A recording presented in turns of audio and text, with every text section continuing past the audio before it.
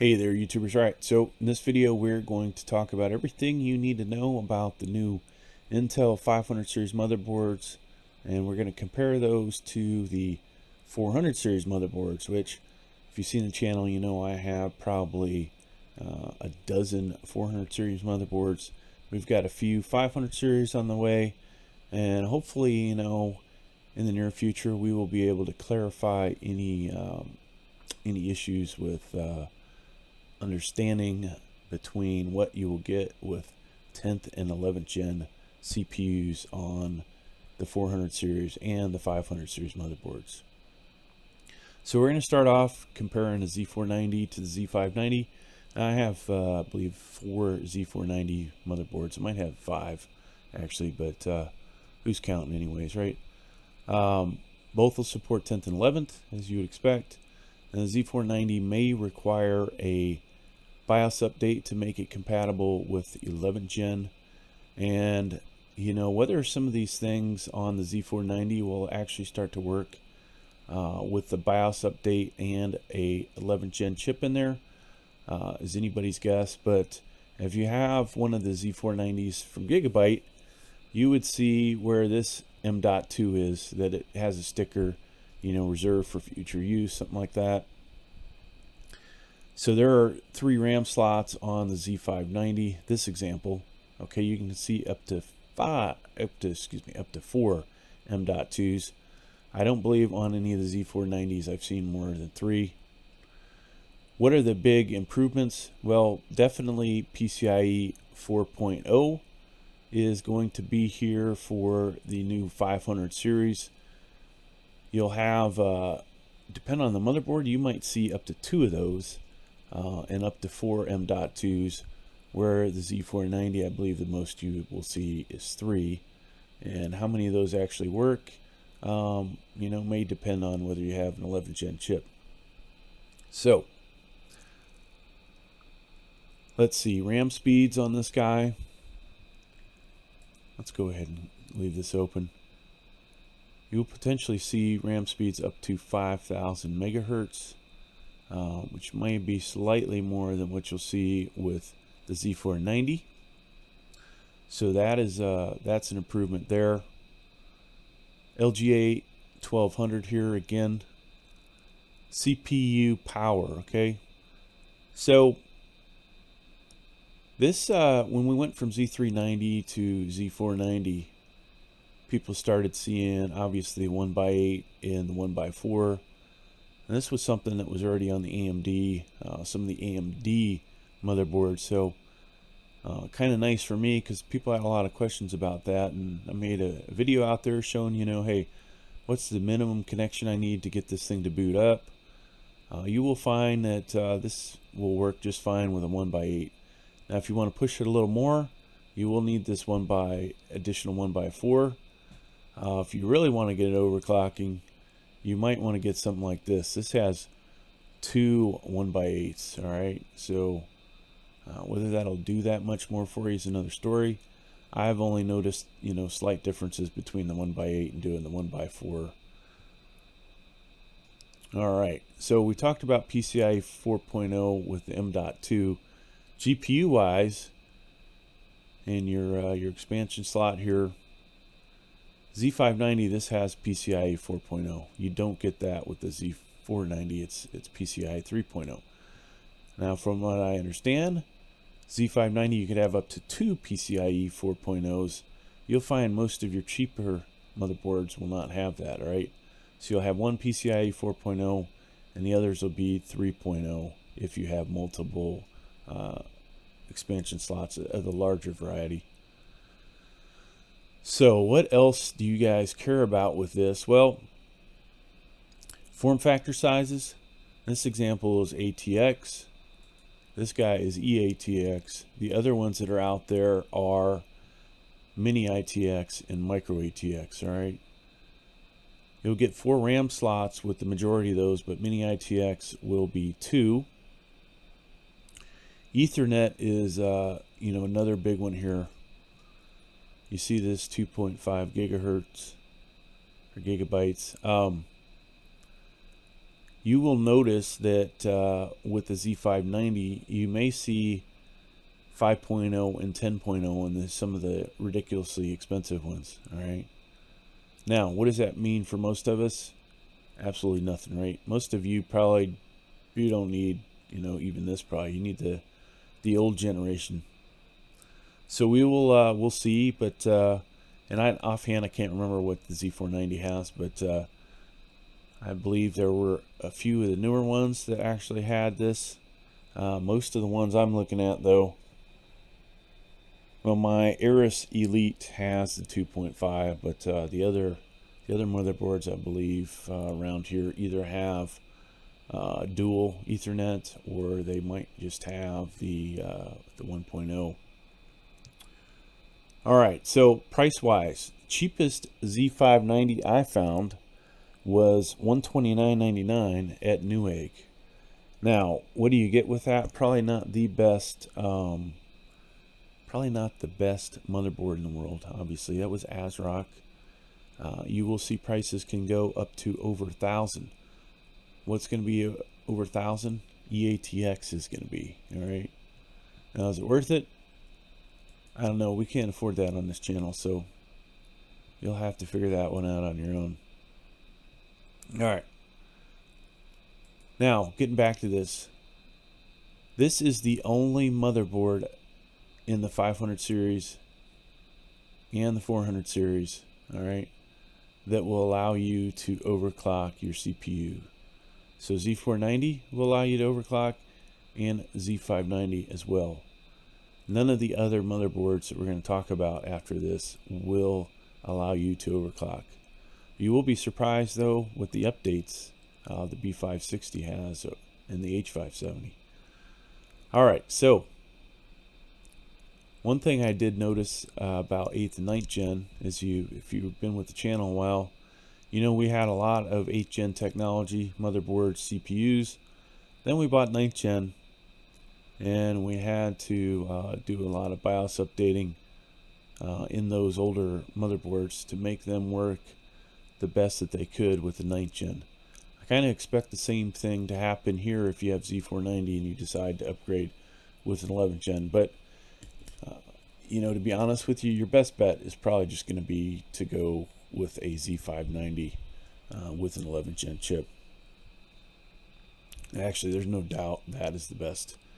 All right, so we're going to move on. I think we've talked about most of the important stuff that you would know if you were comparing Z590 and Z490.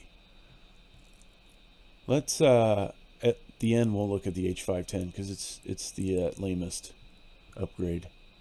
Now B560 and H570, there's going to be a lot of similarities here. So if you hear me saying B560, I might as well be saying H570. If you hear me saying B460, I might as well be saying H470. All right. That way you guys don't have to sit through really the same thing twice. Now this is where it gets exciting, folks. Let's do this. Let's go to Newegg. One of the things I wanted to talk about was pricing before we got in here. And I'm doing an update on my Fortnite. Season 6 Fortnite. Expect a lot of videos. So we'll, when you're back home and the internet's super fast, where I'm at, it's terribly slow. And so we have to pause our updates. This update is going to take well over 24 hours to download. All right, so here we are. And I want to show more. I want to see all of the, if it'll let me, all the LGA 1200s. Apply. Just so you guys can see some pricing comparisons here, okay? So, we'll talk about these in a bit, but H410 cheapest, $79.99. Whoop, you got to pay $399 shipping. Of course, they charge me more where I'm at, but that's another story. H510, $89.99. Now this is actually a hell of a deal, folks.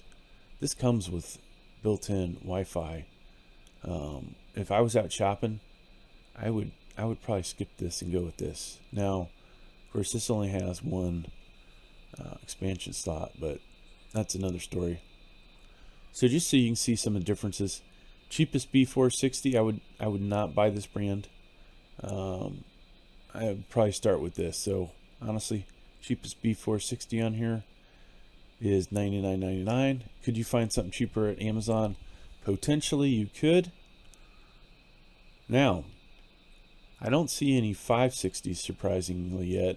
I did get a 560 for $78, and it doesn't look like it's available anymore. But here's the cheapest H570, 109. So a little bit more expensive, but in a moment you're going to see why it's worthwhile to get these. Here's the cheapest they're showing available right now, $119. So like I said, shop around. You may find a much cheaper one than this. And like I said, I will have a few coming in. Now, Z590s. Let's see if any of those are showing. Okay. So here's the one that yours truly bought. $129.99 after $10 rebate. That is cheaper than any Z490 you're going to find. Here's the H470. This may be the cheapest H470, at least at Newegg. And here's the cheapest Z490 showing $135.99 plus $654 shipping. So prices at the very bottom, at least, you know, somewhat comparative. Of course, this is full ATX, which will always be better than micro ATX. All right. Now, let's go back to what we were going to talk about. B560 versus the B460. So with the B460, which we don't have shown, RAM speed up to 2933 megahertz. Now, that's one of those ones that has an asterisk next to it. You had to have a 10th gen i9 or i7. I would expect that with 11 gen i9, i7, it's the same thing. All right. Now, i5 and below, fastest RAM speed you could run is 2666 megahertz. So if you have compatible RAM and it has a base clock speed of 2133 megahertz and it's overclockable, you would be able to actually use the XMP to be able to hit those two numbers that I said earlier, the 2666 and the 2933. Now, what is the difference here, folks, with the B560? Well, guess what? You are allowed to actually run overclockable RAM in this thing. Boom. Up to 4600 megahertz. Now, from what I had read earlier, it applies to both 10th and 11th gen. Now, whether that was some false advertising or not is another story. But I'm expecting, you know, when I get this B560 motherboard in that I have, that I will be able to plug in a 10th gen and suddenly I will get an incredible performance boost. If you've seen some of my gaming videos, and hopefully we'll show a little clip here when I'm talking, hopefully you'll see comparison between 2666 and say 4000 or whatever I might put up for you, that this is going to give you some much needed improvement, honestly, over the B460. AMD's already been doing this, right? You could buy the cheapest AMD motherboard and overclock RAM. So it's about time Intel got with the program on that. Of course, there will be circumstances where 2666 megahertz with 32 gigs will outperform 16 gigs of, say, 30,000 megahertz or 3200. Okay, we've shown that here on the channel as well. All right, so that guy is freaking huge, folks. What else? graphics card wise, PCIe 4.0. So whether that's really that huge a thing or not is another story, but you'll be able to use that RX 5500 XT to its fullest, the 5600 XT, the 5700, the 5700 XT, and the RTX 3000 graphics cards, right? So that, you know, may be a big improvement for you right there. Can you do that with B460? No. Okay. Now, M.2 wise, this will have the hyper M.2 or the faster M.2. So if you have EVO 970 existing, the most you're going to get out of that is PCIe 3.0 in here.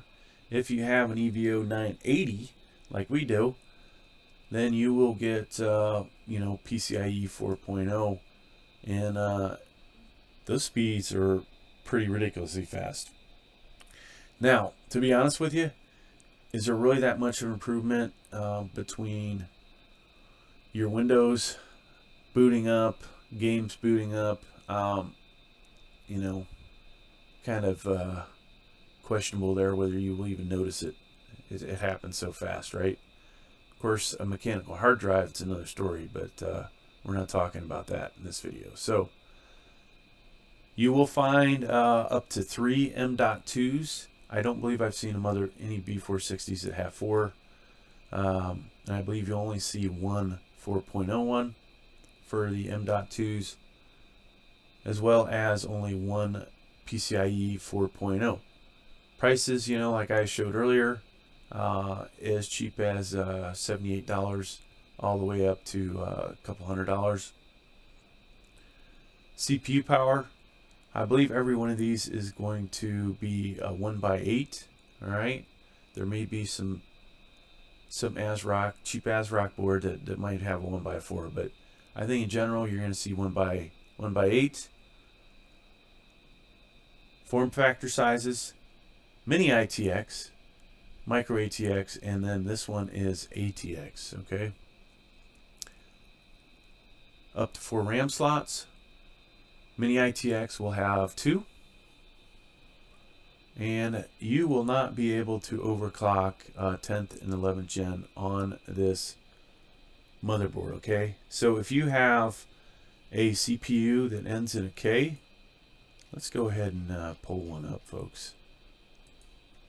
Some of you may not know this. Some of you, unfortunately, might have to sit through. What am I doing? Let's see if this will come up. Okay, so this CPU has a K on it. It's an unlocked processor. It says right there on the box. This will allow you to overclock. Hopefully you know what you're doing. If you don't, then hey, be careful, right? Another thing to talk about that's awesome with the new CPUs is Intel UHD Graphics 750. Hopefully this is going to be an improvement. We shall see. I will play some games with it and potentially compare. Now, let's go look at an i7-11700. There it is. This is a locked CPU. It doesn't say on the front, but you cannot overclock this, okay? So there's your differences. This is a preferred CPU for B460, B560. Okay, we go back to the other CPU one more time. This K1. Preferred motherboards for these will be the Z490 and the Z590. Okay, let's look at something else here, just so you guys can see. Hopefully, yeah, they have it.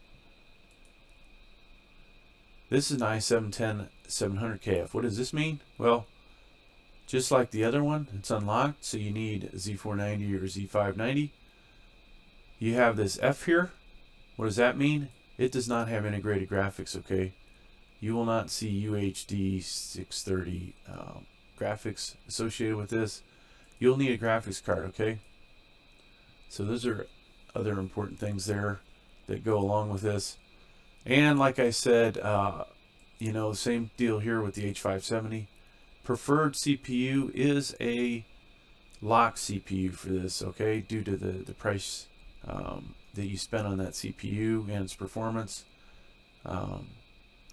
Something like the ones that end with K in them or have a K in them, you're not going to want to stick it in here, though it will work. It's going to be fully compatible, and you will get a performance boost over the regular 10700 using the 10700K, just so you know, even if it is in this motherboard. But you know, if you're going to spend that money, the extra money, to get the ability to overclock, put it in Z590 or Z490. All right. Once again, if you're going 11th gen, unlocked CPU, save yourself the hassle. Go with the Z590. Of course, you will see, you know, on the channel what happens when somebody puts an 11th gen in the Z490, because we will do quite a few of those here, just to get a good idea and give you all some feedback of what's going on. Let's wrap this up. All right, folks, let's look at our H410s and H510s and compare those for 10th and 11th gen motherboards. So first thing about these are your cheapest motherboards out there. They lack a lot of the features that you're going to see in the better motherboards. You're not going to be able to overclock your CPUs in these, so not worth really considering. Your processors end in K, right? RAM overclock, that is not something you're going to do here either. You're going to be limited in RAM speed. So let's talk about that. 10th gen. 10th gen, you are limited by your CPU. And we have pulled up the i7-10700K page from Intel. We need to find it. There it is. This is the fastest RAM you can run in your H410. As well as if you put this processor in the H510, that's the fastest a 10th gen i7 or i9 is going to run at, is 2933. If this was a 10th gen i5, it would be 2666 megahertz and less. Now, Intel has not come up with the page yet for the i7-11700K. That said, if you were to buy, I gotta find it, the H510, if I even have the page open for it, it's over here somewhere. If you buy the H510 with a 11th gen i7-99, this will be your max RAM speed, assuming the RAM that you have can support that and it's compatible. Okay, so there's a you know, a boost there, right? Not only with the 11th gen CPU have performance boost, but that little bit of extra RAM that you're going to get, that performance of the RAM, could help in some games. 2 RAM slots. I don't believe I've ever seen an H410 or a 510 that has more than 2. All right. M.2s. Doesn't matter whether it's H410 or the 510. The best you're getting is the Ultra M.2. So you're talking Gen 3. This does not have the Gen 4 Hyper. PCIe 4.0. Now this is one of those places where it depends on your CPU whether you get it or not with the H510. So according to my research, if you have an 11th gen CPU in your H510, you will get an expansion slot here, PCIe 4.0 times 16. All right. If you put a 10th gen in there, it will be PCIe 3.0. Now, if we go back over here, H410, PCIe 3.0. Doesn't matter whether it's M.2 or your expansion slot for your graphics card. So this one, you know, not that exciting. most of you are not really going to notice much of a gain here. If you don't have the right RAM, this is one of those cases where, you know, if you're on a budget, you might want to pick between the cheapest of the H410s and the H510s for your 10th gen CPU. Now, here's another important thing. Unlike the other motherboards,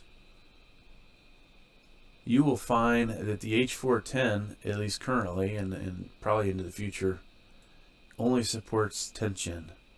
I've seen nowhere where they're doing BIOS updates. I've seen no commenting about this being compatible with 10th and 11th gen. Okay? Come back over to the 510. 510 supports both 10th and 11th gen. Okay? I wanted to make sure that point is clear. Don't go and buy the 410 and put in an 11th gen chip because according to this, it's not going to work. I may honestly just try it, see what happens. Hey, you know, hopefully it won't ruin my chip. But you know, according to this stuff, it does not work. So there you have it, folks. I hope you got something out of this. This is all that I currently know about the 400 series motherboards versus the 500. We'll have to do some testing. You will find as you're shopping that some of these guys say different stuff about different motherboards. Always a good idea to go check out the videos out there about certain motherboards. So if you're questioning the 560, if it allows overclockable RAM with your 10th gen, go check out a video on it. I can guarantee you'll find at least one video that'll show 10th gen CPU in the 560 with RAM that runs higher than 2666 or 2933. Thank you for checking out my video. Please like, please subscribe. Thank you.